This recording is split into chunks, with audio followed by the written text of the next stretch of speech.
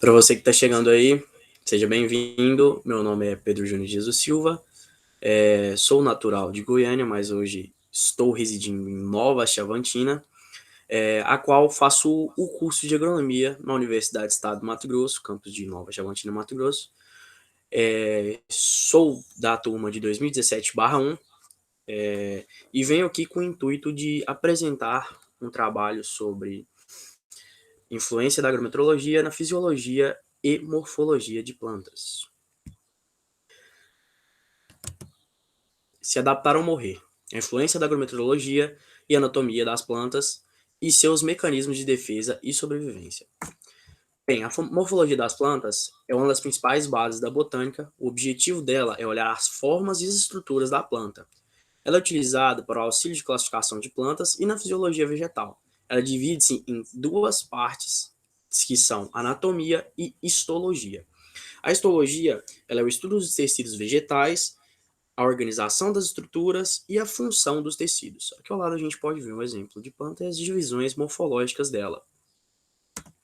A anatomia vegetal ela estuda a parte macroscópica da morfologia. Observa-se também células, tecidos e órgãos das plantas, como se organizam. À direita a gente pode observar aqui células vegetais e suas organizações dentro de um tecido.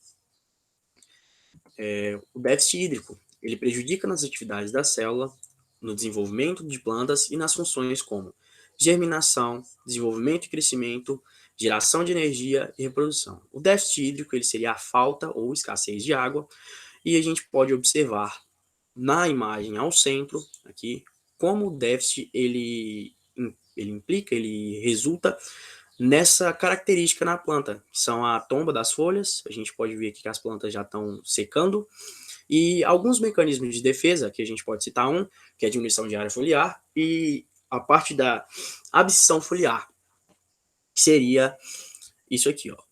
A planta, a folha, ela com seus nutrientes, ela volta para o caule, ela retorna esses nutrientes para o caule, assim perdendo sua cor. E também, como há perda de seus nutrientes, ela acaba secando, acaba morrendo. Ela voltando como eu posso falar? Ela voltando esse material, esses nutrientes, ela faz com que a planta retenha mais nutrientes dentro do seu caule, e assim, quando for germinar novamente, quando chuvas voltarem, ou então a umidade e tenha um clima propício para a sua rebrota, ela consiga fazer isso com facilidade. E também a gente pode citar o fechamento dos estômatos. Passar o próximo aqui. Bem, o estômato, esse camaradinho aqui, essa estrutura, e nele a gente pode observar que são duas células guardas. Aqui já é o estômato fechado e aqui o estômato aberto. O estômato ele tem a função de respiração das folhas também, só que o que pode acontecer quando climas secos intervêm neste mecanismo? A gente pode ter a perda de energia e também de água através dessa abertura. Então, com o intuito de não ter maior perdas, a planta opta por fechar os estômatos. O excesso hídrico, ou seja, o excesso de água, é um maior volume de água do que exigido pela cultivar escolhida, e ele pode acarretar em prejuízos e danos, dependendo em qual estado vegetativo da planta ele está. Ele pode potencializar o efeito das doenças e reduzir a produtividade, maior lixiviação de nutrientes do solo, e também prejudica o desenvolvimento de raízes na parte aérea, a fixação de nitrogênio e também no caso de leguminosas. O excesso hídrico, a gente pode ter os exemplos aí. Esse aqui já no estágio vegetativo da colheita, esse aqui é o grão maduro já. E a gente pode observar que houve o excesso, e a chuva talvez tenha implicado nesse processo. Então a gente pode ocorrer algumas perdas. Pode ser por excesso de umidade, que assim a gente teria um dano econômico grande também na hora de, caso esse grão fosse colhido, ele teria um dano na parte de secagem, porque a umidade dele com certeza daria maior de 14%, e também a gente pode ter processos mecânicos, como o da mecanização, que seria o custo de operação elevado devido a algumas manutenções de máquina, ou então alguns contratempos. E a gente pode ver aqui que os grãos eles não germinaram, porém eles também podem ser propícios à germinação, o que traria um dano econômico também bem grande, porque o grão germinado ele não tem valor econômico.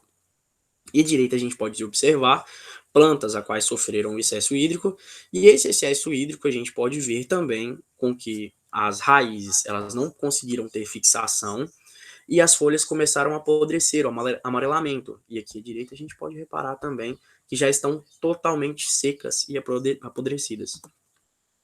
Os climas frios têm mecanismos de defesa que a planta tem contra o frio, que é a produção de hormônios que desencadeiam a queda das folhas e, pois também, quanto menos folhas, menor a perda de calor e de água. A perda de pigmentação das folhas devido à transformação da clorofila em hidrogênio e também a produção de carboidratos que ficam armazenados em caule e raiz para florescer novamente na próxima primavera. A gente pode ter o exemplo das folhas caindo no nosso querido outono. Em climas frios também, a gente tem proteínas anticongelamento e algumas plantas elas desenvolvem proteínas com açúcares, que impossibilitam o congelamento das plantas e as suculentas utilizam bastante desse mecanismo, como a babosa, por exemplo. Aqui a gente pode olhar uma suculentinha ornamental, bem costumamos ter em jardins, em alguns arranjos de mesa em si, e a gente pode ver que ela está sobre o frio excessivo aqui, que é a neve. Bem, meu recado foi passado.